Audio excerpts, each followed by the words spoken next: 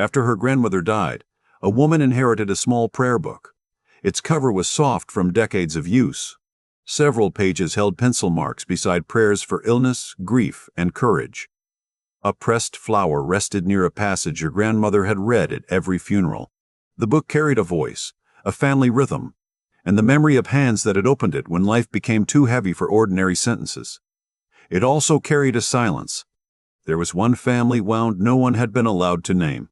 Whenever someone asked what happened, the answer was that faithful people should forgive, respect their elders, and stop disturbing the peace. So what had the religion preserved? And what had it hidden?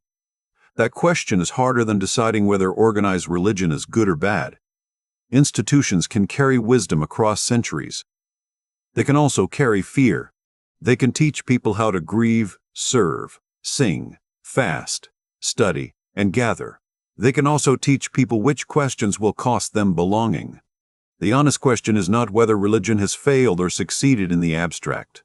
It is whether the form being practiced is actually meeting the human problem it claims to address.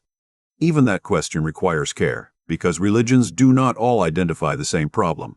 One tradition may speak of sin and reconciliation, another of suffering and craving, another of ignorance, forgetfulness, disorder, estrangement, or separation from God.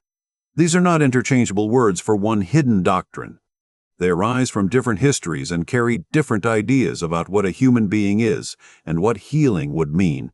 Before comparing traditions, fairness asks us to hear each one in its own language. But after that listening, another question remains. What happens when a teaching becomes an institution? An institution is a container. It preserves more than propositions. It preserves calendars, songs, meals, gestures, stories, burial practices, ethical expectations, and ways of marking birth, loss, marriage, age, and responsibility. It trains memory by repetition. It gathers people who might otherwise face suffering alone. Research on religion and well-being offers a modest reminder of this social function. In a United States panel study, Cha-Yun Lim and Robert Putnam found that friendships within congregations helped explain part of the relationship between religious participation and life satisfaction. A study in one Hindu village in South India examined how collective ritual participation related to networks of social support. Neither study proves that religious attendance makes people happy. Neither represents every congregation or tradition. They show something smaller. Part of what people receive from religion may come through relationships, shared action, and the experience of being carried by a community. This matters because private spirituality can become lonely. A person may reject an institution and still miss the meal after a funeral, the elders who remember the family story, the disciplined calendar, or the people who notice when a chair has been empty for 3 weeks. But a container can begin protecting itself instead of what it was meant to carry. A ritual meant to awaken attention can become a test of conformity. A moral teaching meant to restrain harm can become a weapon for controlling the vulnerable. A leader meant to serve can become difficult to question. A community built to tell the truth can decide that protecting its reputation is more sacred than hearing an injured person. This is where the story turns. Age does not prove that an institution is wise. Continuity does not prove that its interpretation is true. And belonging does not make every demand legitimate. Recent American survey research shows that people stay in and leave religious traditions for many reasons. Some remain because a faith meets spiritual needs, expresses beliefs they hold, or gives life meaning. Others leave because they no longer believe, disagree with teachings, reject institutional positions, or are troubled by scandals involving leaders. The categories overlap. A person can value prayer and distrust an institution. Another can distrust private spirituality and find accountability in a tradition. The popular contrast between religion and spirituality is therefore too simple. Many people understand spirituality through religious beliefs and practices. Others use the word to name a search outside formal affiliation. The label does not tell us whether a life is compassionate, honest, manipulated, disciplined, avoidant, or free. Julian Johnson enters this debate with a severe test. In The Path of the Masters, he surveys religions through the lens of Saint Mat and repeatedly asks what human problem a path identifies, what remedy it offers, where authority resides, what practice it gives, and what result it claims a person can directly know. He is suspicious of inherited belief without living guidance and inward experience. He argues that the original force of religion can become covered by ceremony, commentary, and institutional interest. That is Johnson's interpretation, not a neutral history of religions.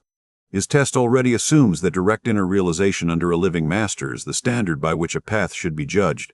Traditions that understand revelation, scripture, community, sacrament, law, or liberation differently will not accept all of his premises. Still, his question has force. If a religion names a wound, where is its method of healing?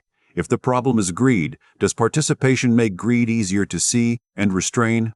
If the problem is estrangement, does the practice deepen repair? If the problem is craving, does the discipline loosen compulsion?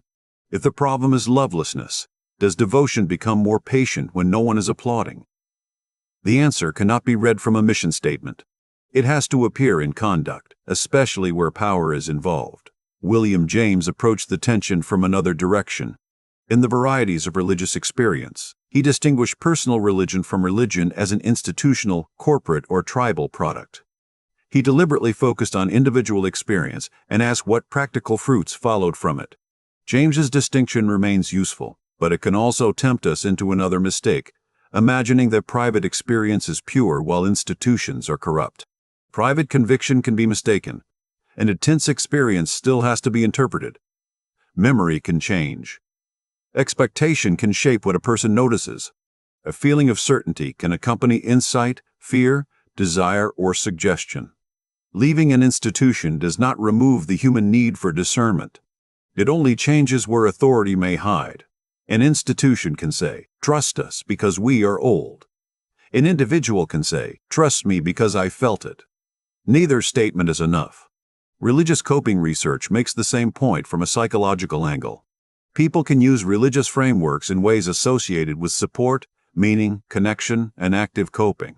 They can also experience spiritual struggle, punishment narratives, abandonment, or conflict. Religion is not one psychological ingredient with one predictable effect. So how do you examine a path without reducing it to loyalty or rejection? Ask 5 questions. First, what problem does this path say I have? Write the answer in plain language. Do not accept a problem that exists only because an authority insists you are defective. Second, what practice is supposed to address it? Separate the method from the branding. Is the practice prayer, ethical repair, study, service, meditation, confession, ritual, community discipline, or something else? Third, what fruit should become observable, not supernatural status? Look for changes that can survive ordinary life: greater honesty, less exploitation, more patience, clearer boundaries, deeper responsibility, and a growing capacity to repair harm. Fourth, what happens when the institution is wrong? Can leaders be questioned? Can evidence be examined?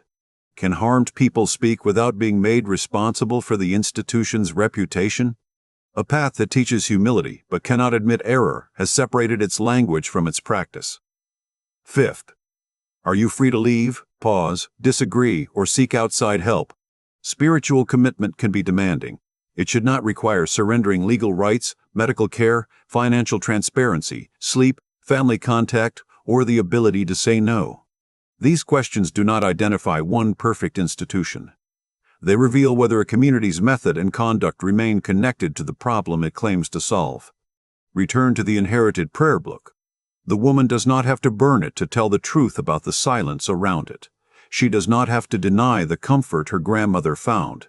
She can keep the marked prayers, name the wound, refuse the rule that protected it, and decide what kind of faithfulness will continue through her own hands. Preservation is not obedience to everything that arrived from the past. Sometimes preservation means protecting the living value from the structure that has begun to obscure it. Choose one practice you inherited or adopted. Name the human problem it is meant to address. Then name one observable result it should produce in the way you treat people. Finally, ask what correction is available when the practice or its institution fails. You do not have to choose between blind loyalty and total contempt. You can receive what is alive, question what demands darkness, and refuse to confuse age with truth. What in your spiritual inheritance deserves to be preserved because it is still producing life?